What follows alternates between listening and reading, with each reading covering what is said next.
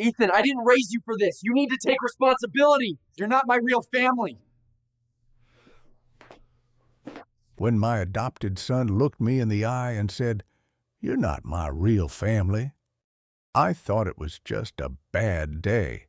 But by Christmas, I had rewritten my billion-dollar will to make sure he got exactly what he asked for. And you won't believe how I did it. I wasn't supposed to be at Ethan's penthouse that morning. His birthday was the next day, and I just received the rare vintage Omega watch he'd been eyeing for years. I'd pictured the moment, his face lighting up, a hug, maybe even a "Thanks, Dad." I let myself in quietly. I still had the spare key from the day I helped him move in. Then I heard his voice. Don't worry, man. Once the old man's gone, it's all ours. He's not really my dad anyway. The words hit me like a gut punch. My knees actually buckled, and for a second I thought I might be sick. My first instinct was to believe I'd misheard. But his laugh, that dry, dismissive chuckle, told me I hadn't. My hands went clammy. I stood frozen in the hallway, listening. No, the will's not locked yet. I've been working on it. Just need to clear the guardianship nonsense. He's too sentimental to notice. Guardianship nonsense. That nonsense was the legal tie that had made him my son. The day I signed those papers, I promised to protect him, guide him, love him. Now he was talking about it like it was a hurdle in a business deal. I glanced toward the living room. His laptop was open on the coffee table, screen glowing. My gut told me to leave, but something heavier kept my feet planted. I stepped forward. The subject line of the open email burned into my eyes. Inheritance plan. The message was worse than the call. He'd been corresponding with his biological cousin, a man I'd met exactly once at a wedding, about minimizing the old man's leverage and speeding up the process of gaining full control. I could hear the blood rushing in my ears. My chest felt tight. My hand drifted to my wallet, and there it was, that photo. Ethan, at 8 years old, grinning ear to ear, holding the adoption certificate. My arm around his shoulder, his small hand clutching mine. We'd celebrated that day with ice cream and a promise. You're my son, forever. And now, forever apparently expired once the money got involved. I closed the laptop softly, not because I cared about his privacy, but because slamming it would have woken something in me I wasn't ready to unleash. Not yet. From the kitchen, he called out. That you, Dad? I swallowed hard. Yeah, just drop by. Thought I'd surprise you. My voice cracked on the last word. Cool. I'm on a call. Can we talk later? No warmth, no thanks. Just dismissal. I set the watch box down on the table, not as a gift anymore, but as a marker, like leaving flowers on a grave. The relationship I thought we had was dead. Walking out, I kept my face calm, but inside, something was shifting. This wasn't just a careless remark or a moment of weakness. It was a plan, cold, calculated, and if he thought I was just going to let him strip me of dignity and rewrite our history for a payday, he had another thing coming.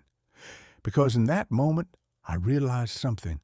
Ethan wasn't the boy I'd raised, and I wasn't the fool he thought I was.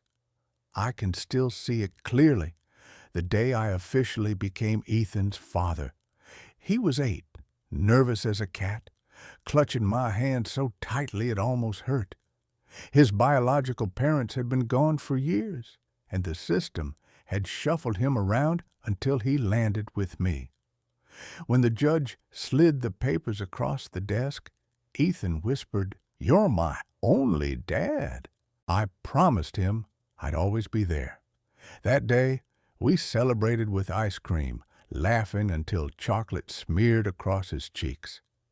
If you told me then that this boy would one day look me in the eyes and see nothing but a bank account, I'd have called you insane. Over the years, I tried to give him the life I never had. I paid for elite private schools, the kind with manicured lawns and alumni lists full of senators and CEOs. I skipped out on million-dollar business meetings just to be at his soccer games, standing in the rain, cheering so loud the other parents gave me side-eye. When he turned 19 and got sucked into a get-rich-quick crypto project, I didn't lecture him. I bailed him out. Over $250,000 gone in weeks. "Don't worry, son," I'd said. "You'll learn from this." He didn't. When reckless investments piled up, I covered those too, telling myself it was just part of being a dad. But looking back, the signs were there. Little cracks in the facade. I remember one dinner party, a mix of my old business colleagues and Ethan's college friends. I was wearing one of my classic three-piece suits, the kind I'd been wearing for decades. Ethan leaned over to one of his friends and, not as quietly as he thought, said, "He dresses like he's in a museum." Laughter. I brushed it off, smiling politely, but deep down, it stung. That suit had seen me through every hard-earned success in my life. To him, it was just a punchline. There were other moments, birthdays where he didn't say thank you for the gifts, just asked, "Did you keep the receipt?" Calls out of the blue that always ended with, "Could you just wire me a little extra this month?" It wasn't about the money. I had plenty. It was about the slow erosion of respect, the way every interaction became a transaction. Still, I kept giving, kept showing up, kept hoping that deep down the boy I adopted was still in there somewhere. One night, after I'd covered another debt from a failed business he barely understood, I found myself alone in my study, staring at that adoption photo. Ethan's smile back then had been pure gratitude. Mine had been full of pride. Now, I couldn't tell if I was looking at my son or my biggest mistake. And yet, I still told myself, family is family. You don't keep score. You just keep loving. I didn't know it then, but that blind loyalty was exactly what he was counting on. For 3 nights, I barely slept. I close my eyes and hear both versions of Ethan's voice. The 8-year-old gripping my hand at the adoption hearing, whispering, "You're my only dad." And the grown man in his penthouse, laughing into a phone, "He's not really my dad anyway." The two voices tangled in my head until I couldn't tell if I was more heartbroken or furious. On the 4th day, I called Margaret.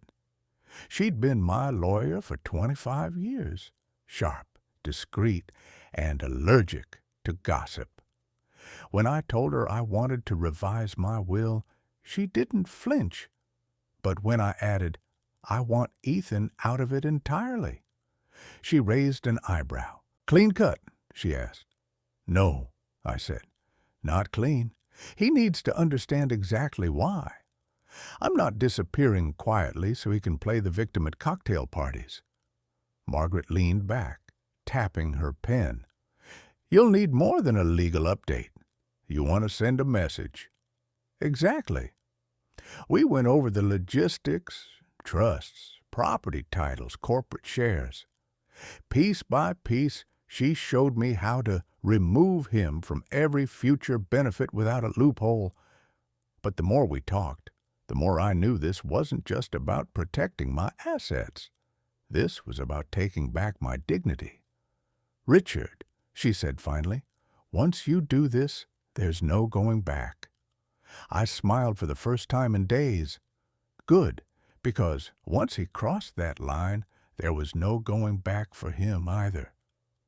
Walking out of her office, I felt something I hadn't felt since the betrayal. Control. He thought he was playing chess with an old man too sentimental to fight back. He had no idea I just made my first move. And the next one? That would make him feel every ounce of the loss he'd tried to plan for me. The key was patience. Rage makes mistakes. I couldn't storm into his penthouse waving legal papers. No, I needed him relaxed, comfortable, sure he was still in control. So I kept our routine. I took him to those overpriced rooftop restaurants he loved, let him order $300 bottles of wine he couldn't pronounce, and laughed at his stories like nothing had changed. He even patted my shoulder one night and said, "Don't worry, Dad. I'll take care of everything when you're gone." I nearly laughed in his face. Meanwhile, Margaret and I were working in silence. Every Monday morning, we met behind the frosted glass doors of her office and moved pieces on a chessboard Ethan didn't even know existed. My company shares, transferred into a charitable trust under my name, untouchable by inheritance. The beach house, donated to a marine conservation group. Even the penthouse he assumed would one day be his, already listed under a foundation benefiting foster kids. The irony was delicious. Margaret smirked one afternoon as she slid the final document across the desk. "If he were to check your assets now," she said, "he'd think you were almost broke." But that wasn't enough for me. Quietly erasing him from my wealth was satisfying, sure, but I wanted a moment, a scene so sharp it would slice through his arrogance like glass. That's when I added the clause. The conditional inheritance clause was simple but devastating.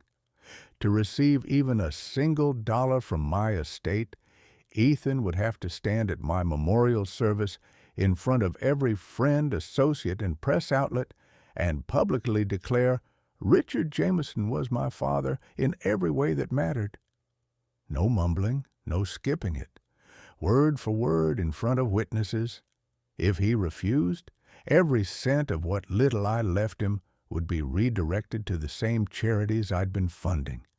He'd walk away with nothing but the memory of the moment he realized he'd been played. It was poetic justice. He'd spent years quietly stripping me of dignity.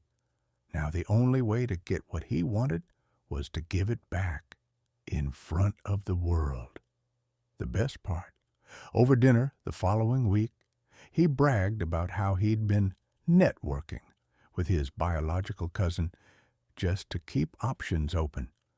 I smiled, topped off his wine, and said, "I'm glad you're thinking about the future." Inside, I was counting down the days until he'd discovered the real future I'd arranged for him. Because by the time this trap sprung, there would be no undoing it. And the look on his face, that would be worth more than every dollar I'd spent raising him. After I'd set the inheritance trap in motion, Ethan's behavior shifted almost overnight. The son who used to take days to return my calls was suddenly showing up on Saturday mornings with fresh pastries and that fake grin he'd perfected over the years. He'd ask casual questions about my business, the market, even my health, always wrapped in concern, but I could feel him fishing. "So, Dad," he'd say over coffee, "what's your portfolio looking like these days?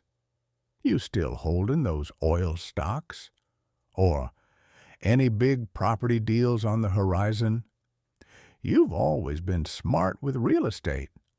It was like watching a cat circle a mouse, pretending they were just making conversation. One evening, I took him to dinner at his favorite steakhouse. He was pouring on the charm so thick I almost gagged. Halfway through his glass of red wine, he leaned back, smirking, and said it. "Once I meet my real family, maybe you can meet them too, if you're still around." I felt the words slice clean through me. He said it like a joke, but his eyes were sharp, measuring my reaction. I smiled faintly, like I hadn't even noticed the dagger. Inside, I was cataloging every insult for the day of reckoning. Instead of confronting him, I decided to bait the hook even further. A week later, I called him over, keys in hand. "Happy early birthday," I said, leading him outside. Parked in the driveway was a gleaming black sports car, the exact model he'd been raving about for months. His face lit up like a slot machine hitting 777s. "Dad, you didn't have to." "I wanted to," I said, handing over the keys. "You deserve it." What I didn't say was that the car wasn't really his, not in the way he thought. It was leased under my company's name, with my accountant holding every clause. If he decided to play the prodigal son and vanish after the will reading, the car would vanish with him. No legal fight, no strings to cut. He didn't need to know that yet. That night, he drove off like a king, revving the engine loud enough to make the neighbors peek through their curtains. I watched from the porch, not with pride, but with satisfaction.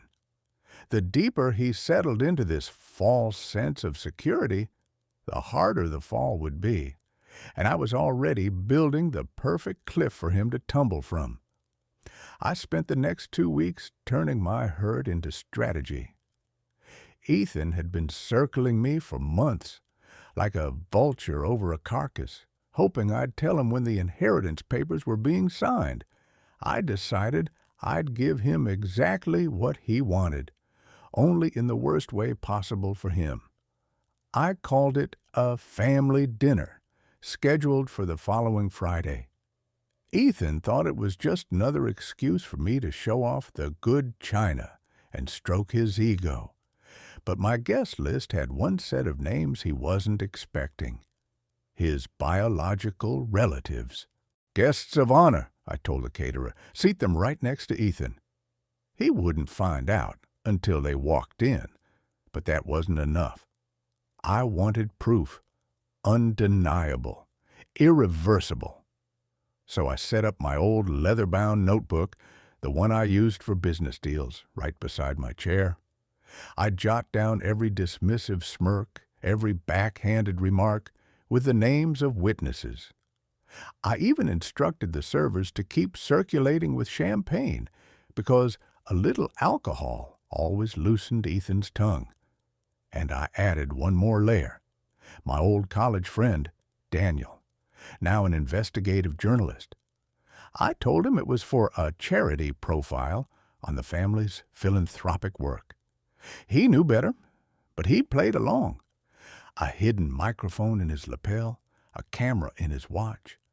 The afternoon of the dinner, I stood in the dining room, adjusting the lighting so it felt warm and welcoming, almost too welcoming. The kind of comfort that makes people drop their guard. Ethan arrived early, as I knew he would, scanning the table like he was counting chairs for future control of the estate. "This all for me, Dad?" he asked with that smug half-smile. "For family," I replied, keeping my voice even. Minutes later, the front door opened. In walked a group Ethan had only mentioned once, his real family. His jaw tightened instantly, though he plastered on a fake smile. "Oh, this is unexpected," he muttered under his breath, just loud enough for Daniel to catch. Dinner began. The first glass of wine barely touched the table before Ethan's mask slipped. "So, Dad," he said loudly, leaning back in his chair, "once I'm legally part of my real family, maybe you can meet them again, if you're still around." The table went quiet. My pen scratched across the page. His biological aunt shifted uncomfortably.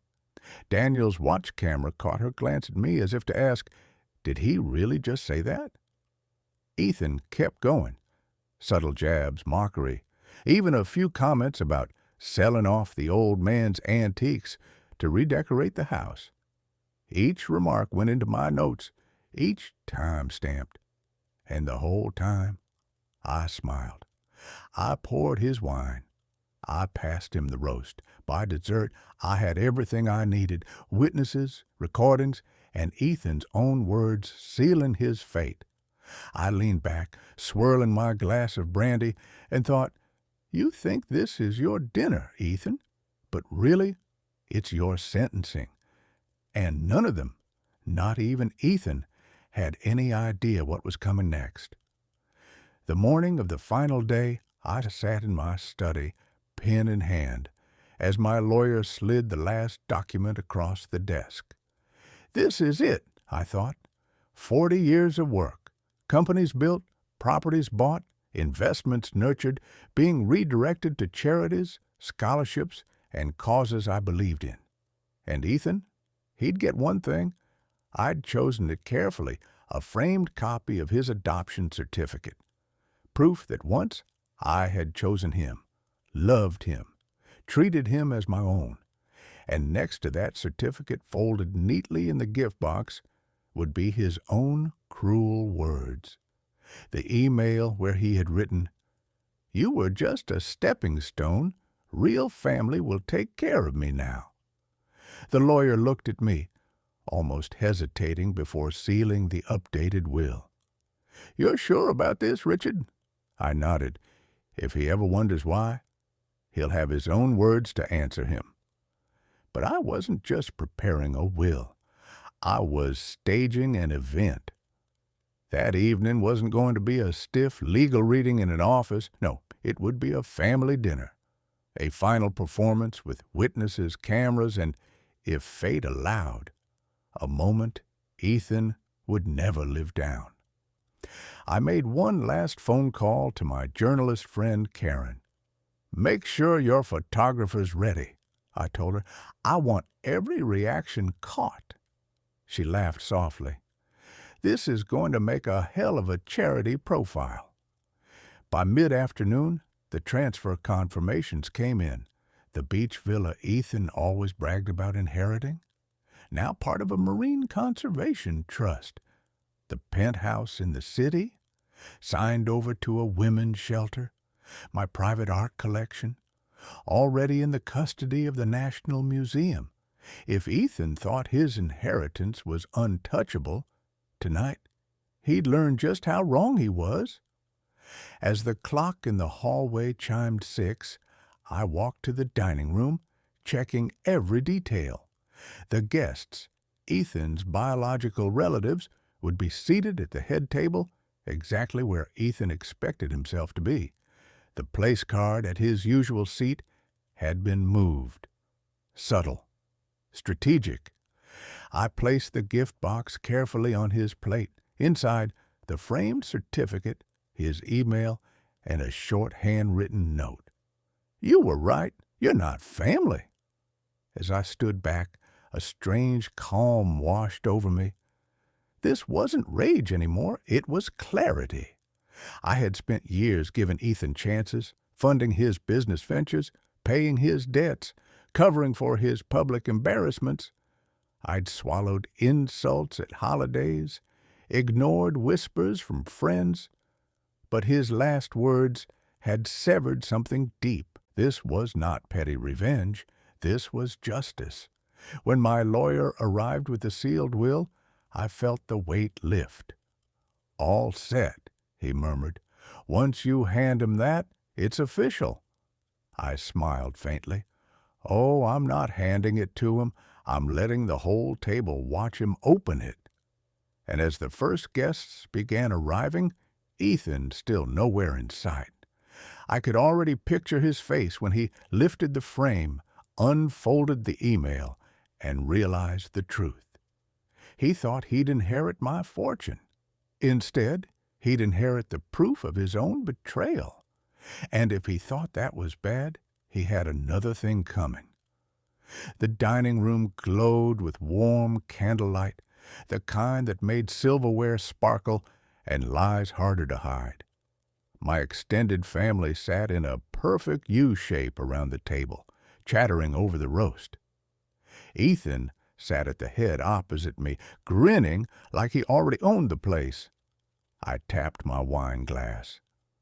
Before dessert, there's something important I'd like everyone to hear. I've finalized my will. A murmur rolled through the room. Ethan's smirk deepened. The boy loved an audience when he thought the show was about him. I nodded to Mr. Harris, my lawyer, who stood and cleared his throat. Per Mr. Whitmore's instructions, all assets, including properties, investments, and business holdings, are to be transferred upon his passing to the Whitmore Foundation for educational scholarships and selected charities. The room froze. Ethan blinked, his smirk faltering. And my share? Mr. Harris adjusted his glasses.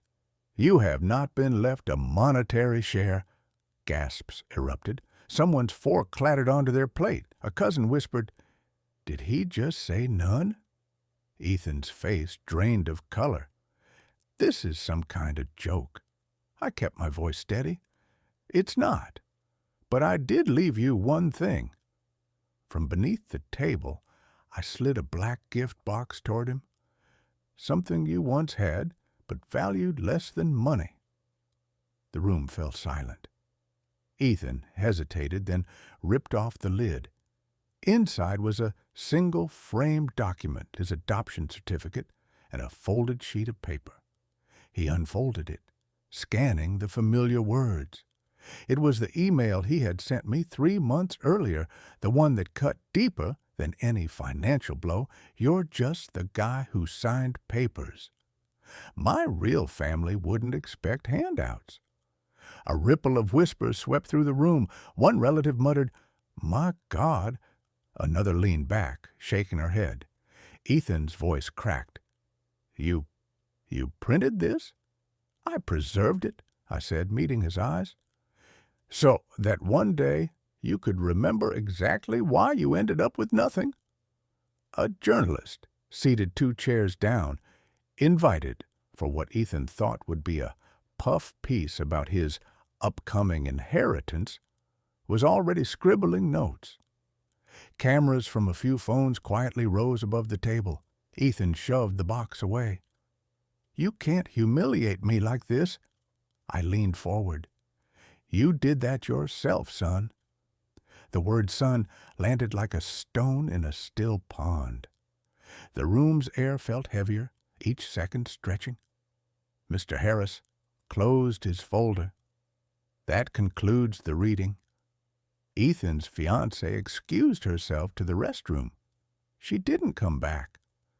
2 investors who had been laughing with him minutes earlier exchanged uneasy glances, then changed the subject entirely. I raised my glass. To family, the kind that's earned, not bought. The toast was met with scattered but firm clinks. Ethan stared at the certificate, chest rising and falling faster, as if the air in the room no longer belonged to him. And in that moment, justice wasn't loud or violent. It was quiet, complete, and witnessed by every single person he'd been trying to impress. The air in the dining hall was still electric from the will's reading. Ethan hadn't touched his wine since the lawyer closed the folder, and I could still hear the low murmur of relatives dissecting every word. Some were gleeful, others stunned. I stood slowly, letting the scrape of my chair demand attention. Glass in hand, I looked around at the guests, the ones who stayed silent when Ethan disrespected me, the ones who secretly cheered him on, and the ones who had quietly supported me through the storm. To family, I began, my voice steady, but not the kind bound by DNA, the kind who choose you, stand by you, and never make you prove your worth. A few nodded. Ethan didn't. His jaw tightened, his eyes fixed on the untouched gift box now shoved to one side. I let the silence hang a beat longer, then added, "Blood may carry our names, but actions decide our place at the table." It wasn't just a toast. It was a line drawn in stone. Across the room, my charity volunteers, invited as guests, smiled. These were the people who had been there when Ethan wasn't. The same people who'd helped me build scholarships for kids who'd never known stability, much less a family dinner. "But," I said, raising my glass higher, "tonight isn't about loss. It's about freedom. The freedom to give where it matters, to those who see you as more than a wallet or a stepping stone." I saw Ethan's face flush. A journalist scribbled faster in her notepad. I almost smiled. Then the moment came. From the corner of the hall, I spotted them. A group of children from my charity program, dressed in their Sunday best, standing hesitantly by the door. I waved them over. They ran. No hesitation now, and their arms wrapped around my waist and legs before I could even kneel. One of the youngest, Mia, handed me a crumpled drawing, stick figures holding hands under the words, "Thank you, Mr. Richard," in crooked letters. That was the inheritance I wanted to leave behind. I knelt, kissed her forehead, and stood again, holding the drawing up for everyone to see. "This," I said, "is worth more than anything money could buy, and unlike some bonds, this one will never be broken." The applause started slow. My lawyer, the volunteers, then grew. Not everyone clapped. Ethan didn't move, but the room didn't need him to. I clinked my glass against the nearest one and finished, "To real family, the ones who choose you every single day." The cheers that followed weren't polite. They were genuine, the kind that echoes in your bones.